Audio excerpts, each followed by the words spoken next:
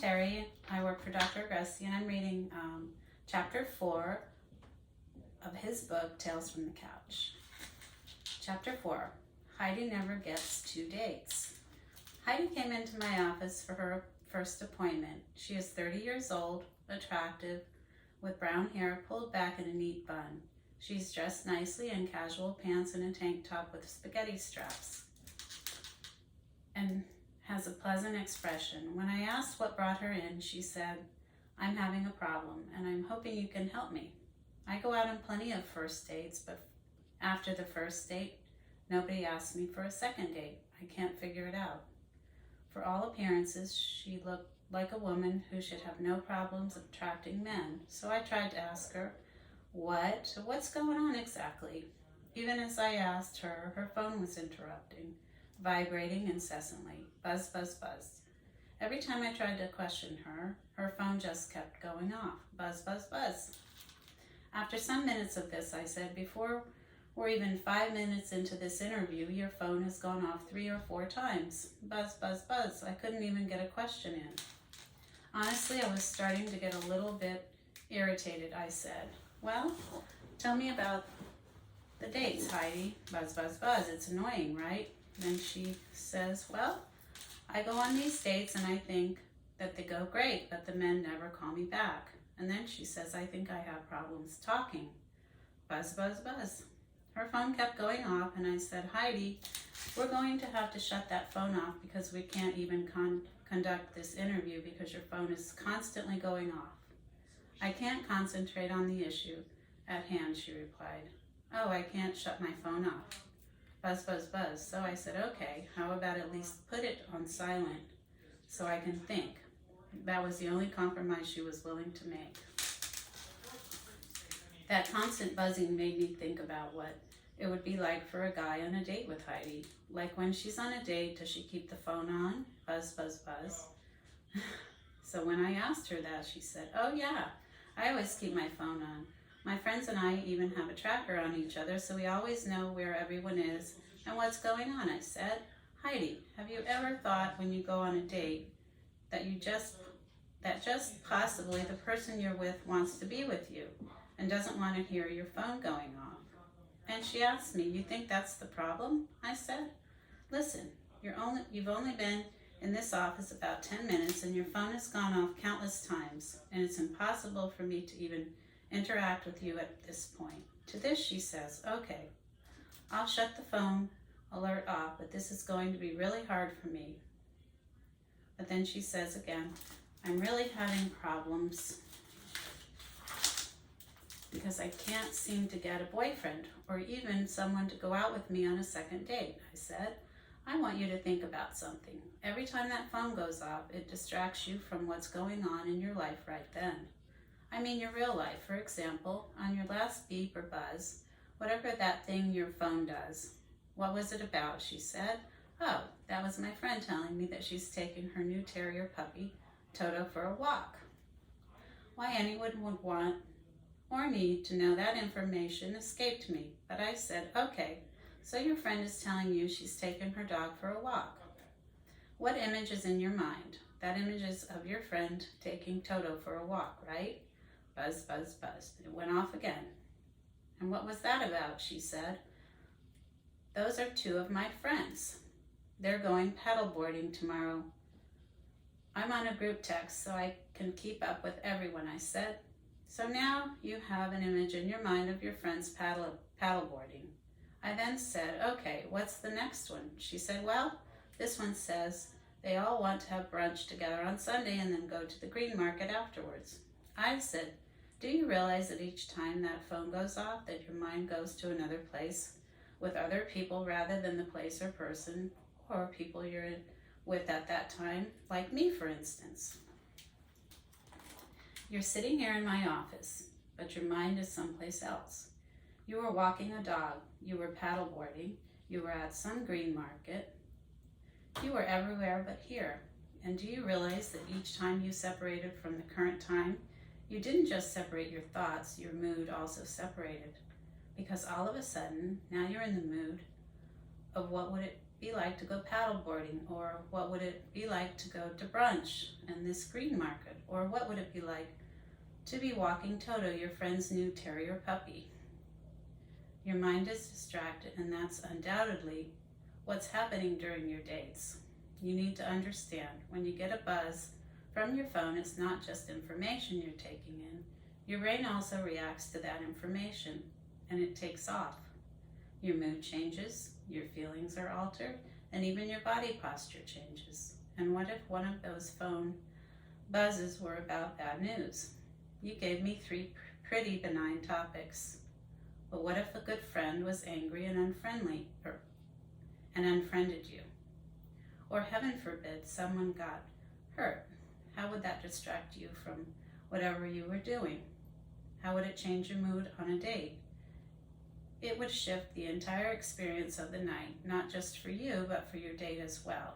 So when you're going on these dates, each time your phone goes off, it's like emotional bombs going off in your brain.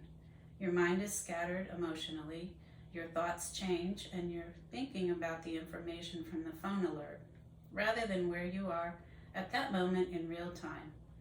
And have you ever thought that normal flirtation between you and your date wasn't taking place because you were paddleboarding in your mind, or you were walking a dog in your mind, or you're in your head at the green market getting brunch? Did you ever think of that? These dates aren't working because you don't go on them. You physically show up and go through the motions, but mentally, you're not there. And when you're not there mentally, then for all intents and purposes, there's no point in being there physically either. You're basically a no-show for the date. You're not paying attention to the person you're dating. You're worried about other relationships rather than the one right in front of you. And unfortunately, you have a very serious case of FOMO. That's fear of missing out. The good news is that you won't die from it. But the bad news is that if you don't change, you'll never have a successful relationship with a man. You're an attractive woman and you have so many positive attributes, except you're not paying attention to what or who is right in front of you. And you're not seeing how powerful these interruptions on social media are. Twitter, Instagram, Facebook, group texts, and emails are taking you from here and now, because when you read them, you're not present in the here and now. You're walking a dog, you're paddleboarding, you're at a green market, you're wherever. And those are simple topics from just 3 phone alerts. At a minimum, you're probably getting 10 to 15 alerts per hour for, say, 16 hours a day. So that means you're getting between 160 to 240 electronic alerts a day. So that's how many times a day that you're checking out of real life. Every time you got one of those messages on a date, your mind left the date. And depending on the subject, it took time to come back to the date. When you were distracted by all the interruptions, you weren't paying attention to how you were flirting, your eye contact, your body posture, or even what you were saying. You were reacting to things from the electronic world that had no relevance to your date. So now your date is picking up signals that have nothing to do with him. And if you like him, you want to send him the right signals, those flirtatious signals, not the signals you would be sending while at the green market with your girlfriends. You aren't paying attention to him or to anything around you, like the music being played, the food, or the other people around you. What you were paying attention to was your phone. And by the way, as we're sitting here speaking for the last 25 minutes or so, that phone has gone off now at least 15 times. I've seen lots of phone attachments. I'd even go so far as to say addictions. But this is a really serious problem for Heidi. One of the worst I've ever seen. It's affecting every aspect of her life. So then, as the conversation goes on, I think the mystery of Heidi only getting first dates is essentially solved. The one-time only dates were one problem, but I felt there were more going on. I asked her, this may come out of left field, but where do you get your news from? She replied, oh, usually from Facebook. I asked her for a follow-up question. Heidi, do you decide specifically what news you want to get and what you don't. She said, yes, I always decide. I choose the news I want, the news I like. I don't watch the typical news channels because they kind of depress me. And I'm not sure what I believe, that I believe all the stories. I think they sensationalize the stories just to get ratings. I asked, so your mind is set with one way of thinking, in essence, because you're only picking up the thoughts from the news that coincides with the way you feel. Is that right? She said, that's absolutely right. I said, so let's put it this way.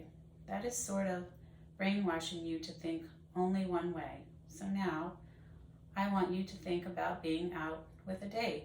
If you're talking about current events and he says anything contrary to the news you heard, or he differs in where you choose to get your news, what happens? She says, I get uncomfortable and sure, I don't know what to say because I'm so used to my news only coming my way. Plus, sometimes I don't even know what he's talking about because maybe I haven't even heard it. I said, all right, do you see the problem there? You're only picking the news you like and discounting or refusing the rest. You want the world to run according to the way you want, but that's not how it works in relationships or in life, because when you're dealing with another person, they likely have different opinions from yours. When you're on a date, there's no way for him to know your preferences or for him to totally coincide with the way you see the world. Now let's go further. What do you do in your spare time? She tells me, I watch Netflix, or I listen to iTunes, or sometimes I watch cable shows on demand. I said, here, once again, you only watch the shows you like, right? It's only what you choose, what you want, and when you want it, right? Do you think maybe that's sort of brainwashing you too? You're used to only one way of talking, taking in information. So now you introduce a date, someone with different opinions and preferences. So on this date, lo and behold, the information he talks about is bound to be different. He's going to be talking about different points of view and about different shows. You pretty much only stick to certain types of shows, right? She said, yeah, I pretty much just like watching horror and science fiction. That's about all I watch. So I said, well, have you ever thought that someone you're dating might not be into that at all, and that might present a problem? You're not very diversified in your choices, and you have basically brainwashed yourself to only watch certain kinds, restricting your open-mindedness in terms of interaction with your dates. In addition, you're constantly being distracted by that phone, so the whole aspect of nonverbal communication goes out the window. As a result, flirtation with the man on the date is basically absent. Flirtation is very critical on a first date. Have you thought about that? How you twirl your hair, how you blink, how you bat your eyelashes, how you make eye contact, how you sit, how you eat, what you order, how you interact with the server, how you answer your date's questions, and what questions you ask him. The complexities of the interactions on your dates are so important, and they are all-encompassing. How could you possibly not be distracted by your phone? Not to mention the fact that your thinking is so one-sided by the news. You take in the shows that you watch, and really all you do is watch Netflix and go on Instagram, Facebook, and Twitter, so you don't have a lot to converse about on a date. Are you doing anything else to pass that time that you haven't mentioned? She said, well, I mess around with Match, and sometimes I go on Tinder to find dates. I said, okay, we can get into that later, but besides that, what are you doing? She said, well, honestly, not much. I spend a lot of downtime just surfing the net and playing games. And I said, that doesn't sound like a very enriching or interesting life. What are you doing when you're on the internet? She said, I usually just watch YouTube videos about popular figures and pop icons. That's pretty much it. So now I said, okay, let's take this a step further. I want you to follow where I'm going here. With your attachment to that phone, you're making yourself a pretty difficult person to get to know. Heidi, let's talk Facebook. I'm sure a lot of those buzzes are Facebook alerts. What's going on with you there? She replied, "Well, I have a lot of friends, over 800 friends, actually." I was a little taken aback because that's a lot of friends.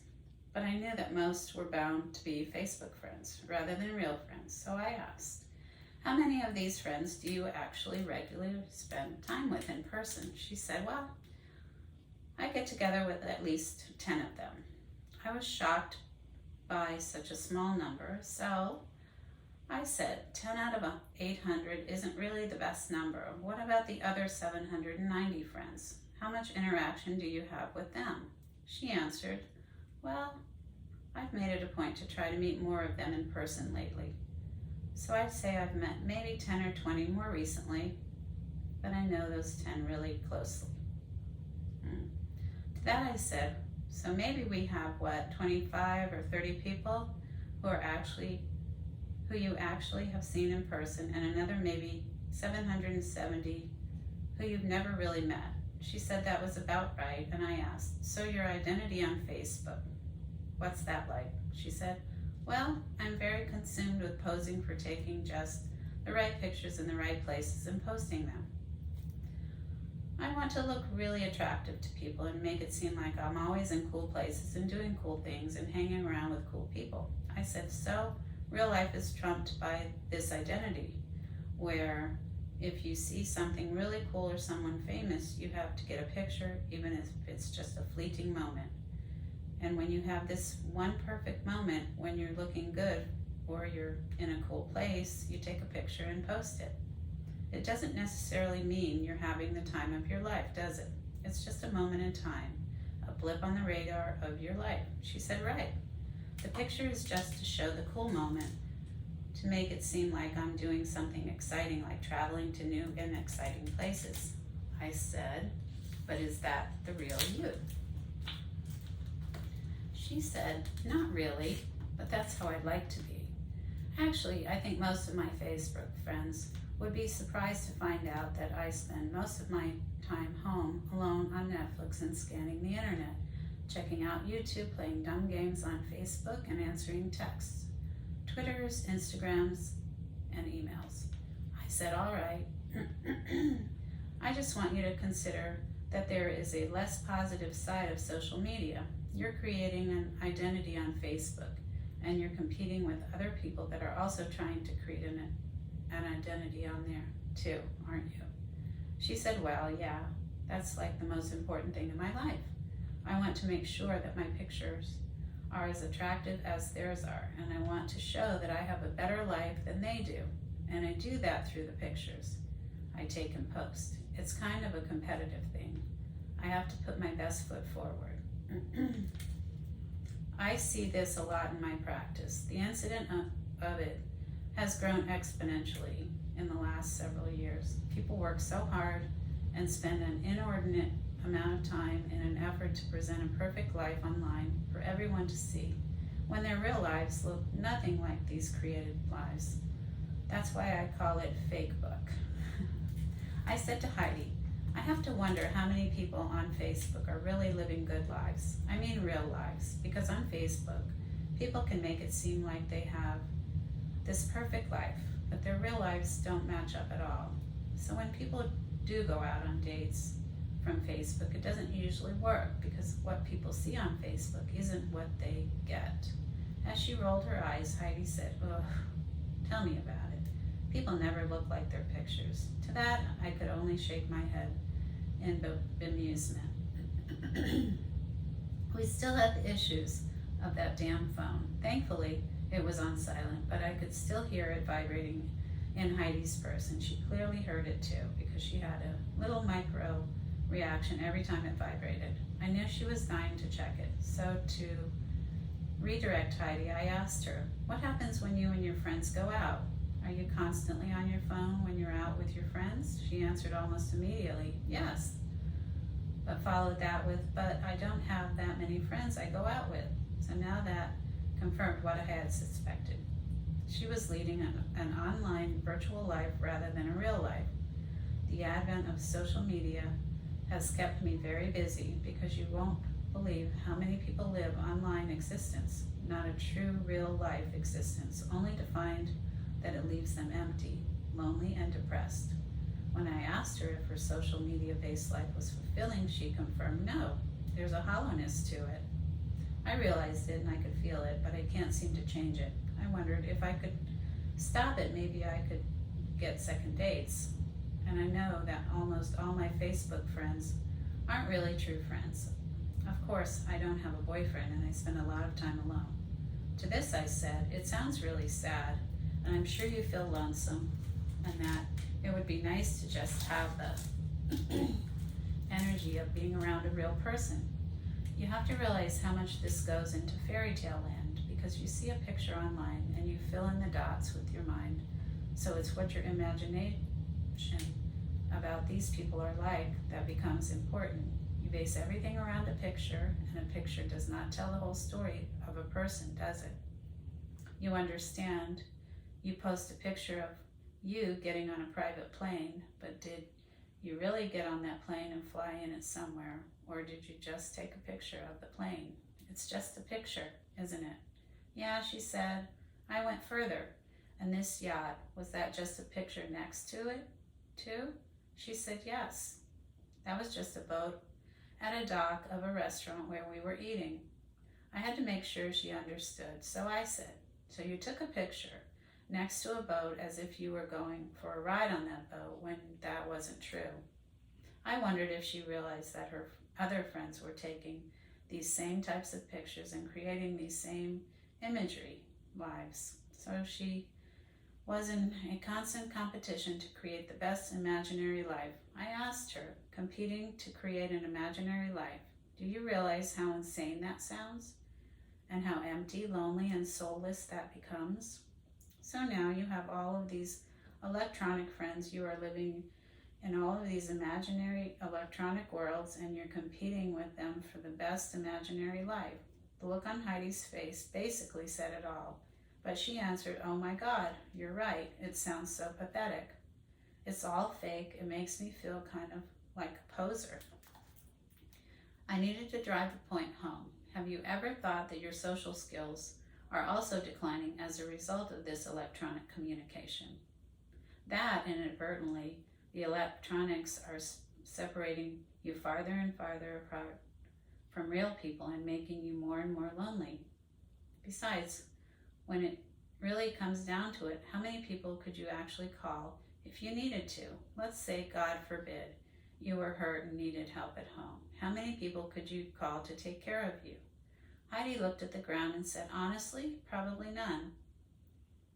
I could actually see the gravity of the realization weigh her down. I then said, Heidi, how about we shut the phone off completely now? It's only on vibrate, but I can still hear it, and you can still hear it. So let's just turn it off, okay? With a deep breath, she finally says, okay, I'm going to shut the phone off. But it's very upsetting for me to shut the phone off. And you're making me very upset. You're making me feel like I have no life and that everything I've done is just imaginary and pointless and not real. I came here to feel better, but now I just feel like a big loser. She was truly upset, even crying now. So I wanted to tread more carefully. So I gently said, well, in some ways, your daily interactions aren't real. You have some electronic connections with these people, but you're not really living a reality-based life. And you're not really going out on dates because you're not really present. You're disconnected by being on the phone all the time. But the good news is that there's a simple way to make it a little better immediately by turning off that phone. So put down the phone, not just on dates, but as a general rule, because you're electronically tethered to people you don't even know. And you're letting their needs supersede the needs of the real people around you, and even supersede your needs too. Heidi is really crying now, asking, so what am I supposed to do about this long term? I mean, I need my phone. I said, I think we're going to have to start with actually talking to real people in real life, and I think you're going to have to make people who are physically around you more important than electronic people that are who even knows where. Let's start someplace simple. You live in an apartment complex. Do you know who your neighbors are, Heidi? As I suspected, she said, "No, I've never spoken to them." I said, "Heidi, do you think that maybe that's a little strange? How about knocking on your neighbor's doors and introducing yourself? And the next time you go on a date, how about you leave your phone off and in your purse so you're actually present and not distracted? And how about considering making changes in how you get news information? Don't get it from just one source. Get it from multiple sources so you have a better idea of what's going on in current events. A single news source can lead you down the wrong road and make your thinking conform to just one way, which may or may not be accurate. You need to have conflicting opinions and varying points of view in order to formulate your own point of view. The way you've been getting information, you're not formulating your own points of view on reality.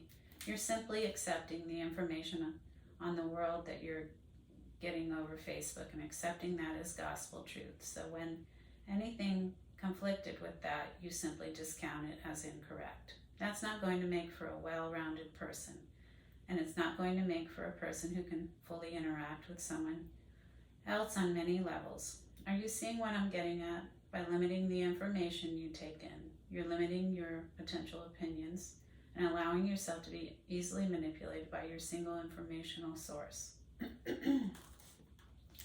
Also, you need to stop trying to maintain an imagery life that isn't yours. Yachts, private planes, fancy cars, you can't afford those. They aren't you. They're part of your imaginary life. When people see pictures like those, they'll think they're real. And when they find out they aren't, you'll be exposed as a fraud. So just stop taking pictures in front of them. Instead, take pictures of a sunset you watch on the beach or a blooming flower, beautiful things that you actually experience. And Heidi says to me, "You're right. I've been living this lie and I've been trying to make it work and it's not working at all. I go to work, I do data entry, and I don't even know the people I'm working with. I have to change how I live, and I have to start really talking to people. Most importantly, I have to put the phone down, at least enough so I'm not distracted and can actually be present with people. And I've got to start listening to different points of view. Otherwise, I'm just going to sound like a soundbite from one particular news station, or like I'm parroting Facebook. I have so much to do and so many changes to make. I'm so overwhelmed. When I came here, I just had a simple problem, and now I feel like I'm totally messed up." So by her own admission, Heidi had a lot to think about and a lot of changes to make. We covered a lot of ground in her appointments, but through her second, third, and fourth appointments, the biggest change she made was to put her phone away for about 80% of her appointment time. For her, this was a huge achievement. During latter appointments, she happily told me that she was putting her phone away when she was spending time with people or was out on dates. So she was really engaged in those activities.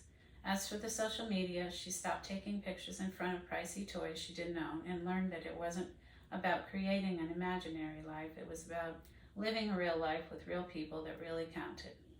Living on or near Palm Beach, it's easy to fall into a trap of taking pictures with planes, boats, and pricey toys because they're everywhere. Heidi wasn't the first and won't be the last patient to fall into that trap. But I got her out of it. She started looking at different points of view in terms of news and current events and stopped just accepting one news source for everything. She started picking different types of shows to watch instead of watching the same thing all the time.